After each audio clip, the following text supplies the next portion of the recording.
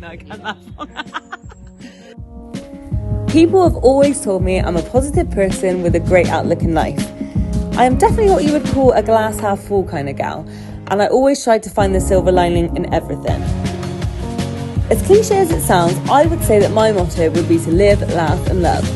And the reason I am able to be like this is because of all the positive people that surround me with their inspiring stories, and what I want to do is give them a voice and to share them with you.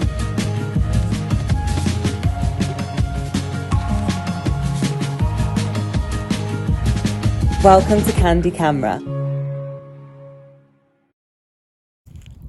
Our next guest is my brother Joshua, who was diagnosed with ADHD from a young age, and today he's here to tell us his story on how he deals with it in day-to-day life. Hello and welcome back to the third episode of Kandy Kamera. My guest today is my brother Joshua. Woo! Thank you for joining us today, Josh. Didn't really have a choice, but tell you what. Well, okay, so today we're going to be talking about ADHD. Seems that everyone in my family has something wrong with them, so I'm just reading them off. Wow. I'm the normal one. Normal. So, wow. So ADHD, Josh. What is ADHD? Can you tell us? So ADHD stands for Attention Deficit Hyperactive Disorder, and it kind of means that the neurons in the back of your brain that control your decision making move 10 times faster. Yeah. And they're influenced by sugar and that. So my decision making is not as good as it should be.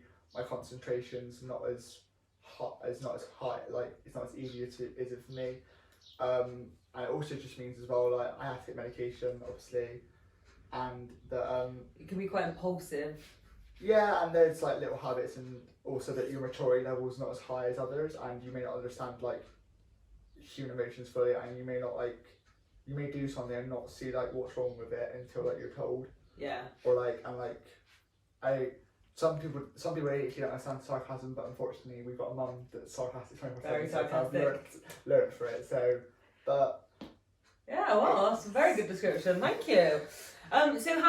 Well, you basically answered my second question as well. So, how does it affect you? So it's affected me all through my life. So obviously for my I drive obviously I passed the test this year. Yeah. So I had to wait for them to tell me that I could actually drive, whether I could drive or not. It affects me in school, so my level of concentration. Obviously in exams I get a reader and obviously extra time, so that obviously helps me.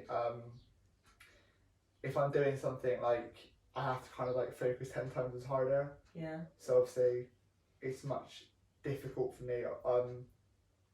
Doing basic tasks my mum may say to me, walk upstairs and grab that, and I'll walk upstairs and I'll just totally forget. Well, I think we all do that sometimes. And it's quite it's just little things that you just forget sometimes, or it's just. I think that's human as well. It's not necessarily. I just need that extra time to think about think what about I do. things. Yeah. So. And how does it make you feel? Does it make you feel different? Do you think inside, or do you get? With my tablets, no, because you feel the same. But when I'm tablets, you do feel that bit of buzz, and I do talk a bit weird. Yeah. I mean, different sounds. Everyone kind of notices I make different sounds, so it's a bit different. Is it what you mean, like a tick? There is a tick, but it's also a little buzzing sound, I'll move, and I just won't stop moving about and everything. So quite different. Yeah. But so when you don't take your medication, is it kind of like a burn, like a ball of fire burning, ready to kind of come out? When I take medication, it's more pain because obviously the medication is controlled drugs, so the highest I can get. So that's obviously that pain, but it's also there is sometimes a bit of sense of freedom that you're not on medication. So it's different, but the drawback obviously is that I have to concentrate 20 times harder. So do you think you have to take medication forever? No. ADHD is something you grow out of.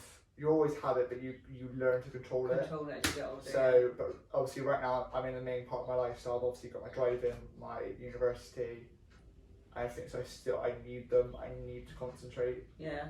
So let's say my mum said to go build up that, I didn't have to take them. I could go build something and not take them. Yeah. So. And when did you sort of realise, obviously, so you're born with it, aren't you? It's in your genes. Is it hereditary? Can be? It can be, but we haven't. None of my parents have been tested and been diagnosed with it, so we don't know. So. Okay, yeah. And yeah, so when did you sort of realise you had it? Like yourself? Because obviously, I know you had when you were younger. You don't really realise because it's not like with men, like it's not like it's the one where it's like I don't speak differently, I don't act differently. So it's kind of hard to realise that you've got it, and even now I don't feel like I have it. It's different. You're just you. You just don't. Yeah, it's because you're born with it. Because you don't grow into it, because you're born with it, you just get used to it. Yeah. So there is a time when I've kind of realised, yeah, I've got ADHD. Apart from like now, when like I don't get my tablets, then I kind of realise it's like, okay, my concentration's just a bit gone. Yeah. So it is a bit. But when we had a little chat earlier before, and you were saying, was it when you went to school, secondary school? That's when you felt. Yeah, like secondary school is obviously like I just started taking my medication, and then. Unfortunately, in education, I had a massive like growth spurt, and my medication was way too low for how tall and how big I was. Yeah. So that was the problem, and that's when I did feel like it because it didn't cause me to get in trouble because I can still override everything, but it just meant that I had to concentrate much more, and then that's when I felt like, oh yeah, I've got ADHD. Mm-hmm. But then my medication got put up, and it was better. Then that leveled it out. Okay, yeah. So does it affect your day-to-day life then, would you say? Do you have good days and bad days, or? No, you don't really have good days or bad days because like every day's just crazy. Yeah, every day. It depends what you're doing every day. Like if you're laying in bed all day, you're not going to realise it. Yeah, that's true. It's only if you like. I think when you're younger, it's different because you've got all that energy and you don't. But I can definitely tell. We can always tell at home when you haven't taken your medication. Yeah. It definitely affects it, doesn't it? But I think if you name me for a long time and you name before my tablets, you'll see the difference. Yeah. Okay. So. And what would you say to anyone that's been diagnosed recently with ADHD, or parents that have children that have ADHD? That's two different questions. Sorry. For parents. Sorry. For parents, it's different. It's different because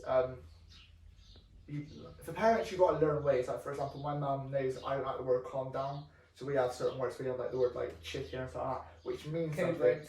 Yeah, and like kind of learn what your child wants for a parent. Like with me, if I walk off, mum will know not to follow me.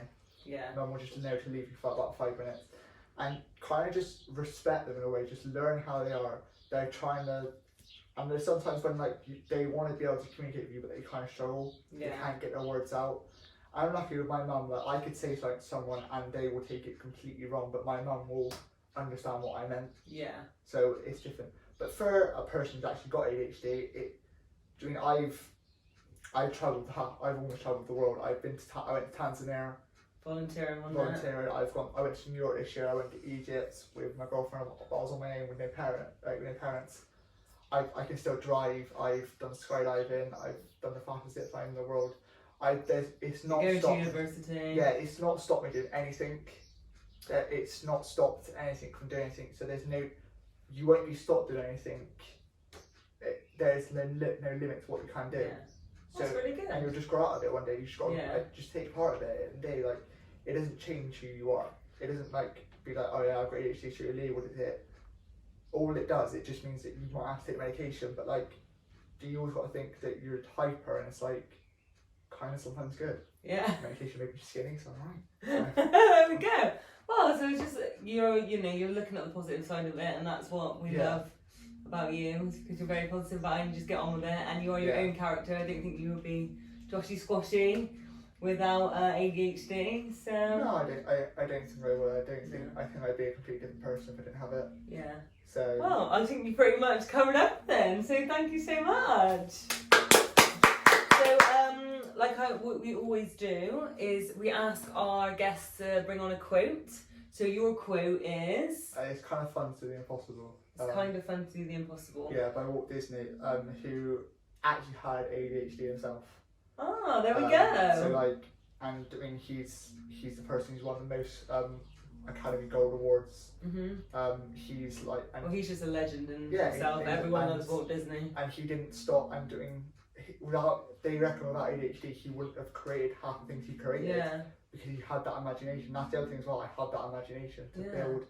Like he created a whole universe of of Disney. Yeah. So nothing stopped him. There's other people as well who's had it. Albert Einstein had it, and like he's genius. Did they as well? Yeah, there's so many people who's had it, and they're all geniuses. So it just makes you amazing. Another trick is that actually all dogs have ADHD. Do they? Yes. Oh, there we go. You learn something new every day. So thank you so much, Josh, for all your information and being so positive about everything. It's alright. Wow. It's that time again for Kandy Slime Ball! Woo!